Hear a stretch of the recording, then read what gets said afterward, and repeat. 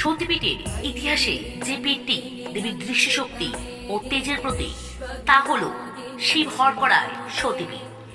এই সতীপীঠটি অবস্থিত পাকিস্তানের সিন্ধু প্রদেশের করাচি অঞ্চলে। পুরাণ অনুযায়ী দক্ষ যজ্ঞের পর মাতা সতী দেহ বহন করতে করতে শিব যখন মহাতাণ্ডব করেছিলেন তখন বিষ্ণু সুদর্শন চক্রে সতীর দেহ খণ্ডিত করেছিলেন। এই স্থানে মাতা সতীর ত্রিনয়ন পতিত হয়েছিল। তাই এই পীঠ দেবীর জ্ঞান, দৃষ্টি ও সর্বদর্শী শক্তির প্রতীক।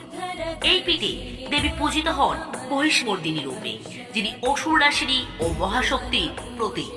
এখানকার ভৈরব হলেন ক্রোধেশ ভৈরব, যিনি ভগবান শিবের ক্রুদ্ধ ও রুদ্র রূপকে প্রকাশ করেন। আজ এই পীঠটি শক্তি, ত্যাগ ও বিশ্বাসের এক গভীর নিদর্শন। কমেন্টে অবশ্যই সবাই লিখবে জয় মা মহিষমর্দিনী।